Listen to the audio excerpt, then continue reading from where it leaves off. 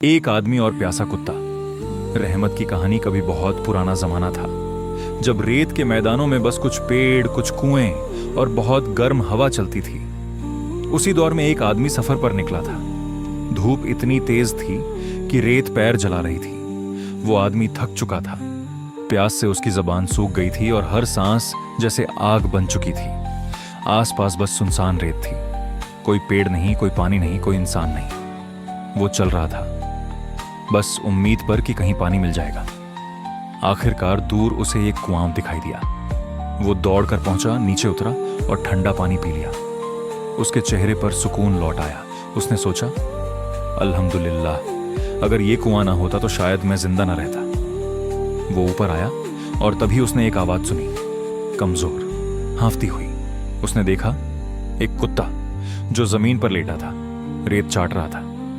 उसकी जुबान बाहर निकली हुई थी, आंखों में थकान थी और शरीर कांप रहा था। वो आदमी कुछ पल उसे देखता रहा, फिर अपने दिल में कहा, यह भी तो अल्लाह की मखलूकन है। मैं प्यास से तड़प रहा था और अल्लाह ने मुझे पानी दिया। ये जानवर भी उसी हालत में है। क्या मैं इसे ऐसे ही छोड़ दूं? वो सोच में पड़ा, फिर मुस्कुराया। जूता उतारा, कुएं में उतरा, अपने जूते में पानी भरा और मुंह में पकड़कर ऊपर चढ़ा।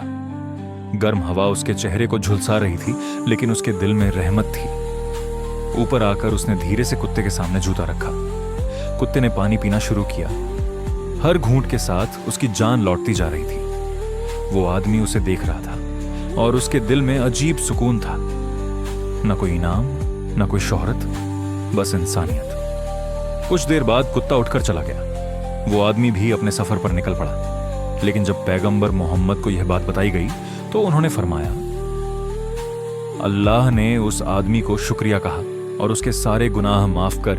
या रसूल अल्लाह, क्या जानवरों पर रहम करने का भी सवाब मिलता है?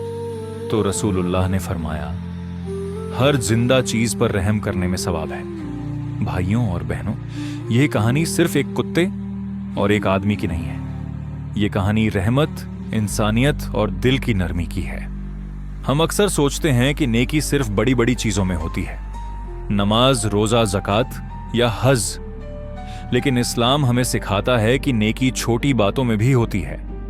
किसी को मुस्कुरा कर देखना, किसी जानवर को खाना देना या किसी भूखे को पानी पिलाना। कभी कभी वही छोटी नेकी अल्लाह ताला के नजरों में इतनी बड़ी बन जाती है कि वो सारी जिंदगी के गुनाह माफ कर देती है। तो आज से जब भी आप किसी जानवर को प्यासा देखें या किसी इंसान को मदद की जरूरत में देखें, सोचिए उस आदमी की कहानी याद करें। शायद आपका छोटा सा कदम अल्लाह की बड़ी रहमत का जरिया बन जाए।